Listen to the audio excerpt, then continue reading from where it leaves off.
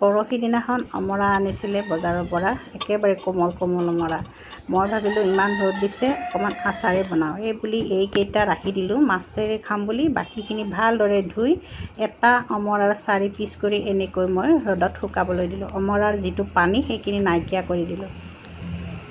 অমৰাখিনিৰ পানীখিনি শুকোৱাৰ পিছত এটা বাউলত মই অমৰাখিনি লৈ ল'লোঁ।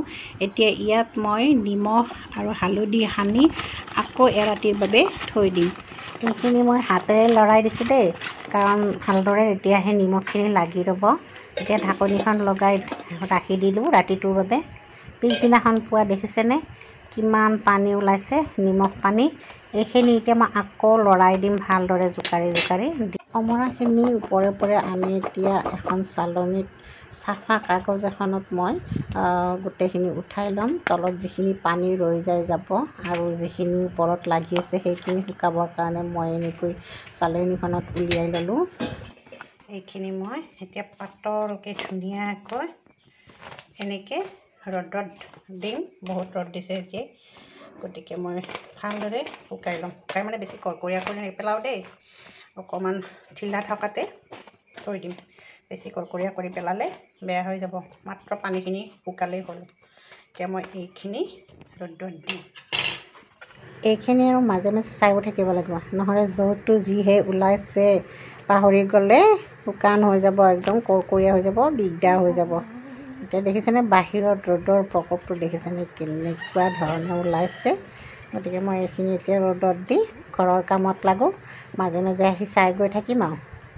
এনেদৰে মই কেইবাবাৰো এনেকৈ লৰাই চৰাই দিলোঁ আৰু এতিয়া এইখিনি প্ৰায় শুকাইছে, ইয়াত পানী নাইয়ে। এতিয়া মই এইখিনি আৰু অকণমান ৰাখি এইখিনি লৈ যাম।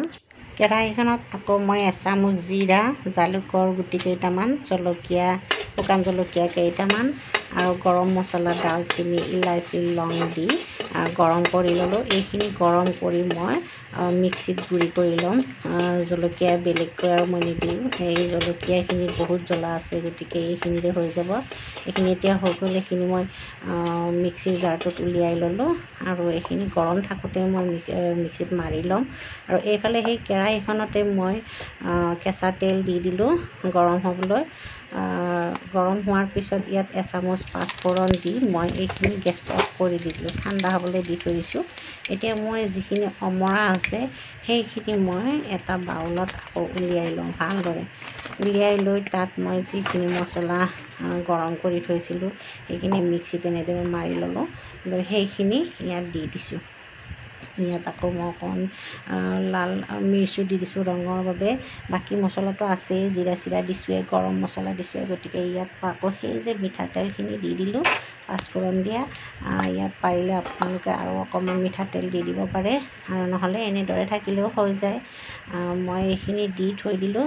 এতিয়া মোৰ অমৰা আচাৰ খাব পৰা হৈ যাব। এনেকৈ মই আকৌ ৰ'দত দিম, যিহেতু ৰ'দটো ধুনীয়াকৈ ওলাইছে। গধূলিলৈকে মই এইখিনি এটা চাফা বৈয়ামত ভৰাই থৈ দিম। এয়া মোৰ অমৰা আচাৰ ৰেডি।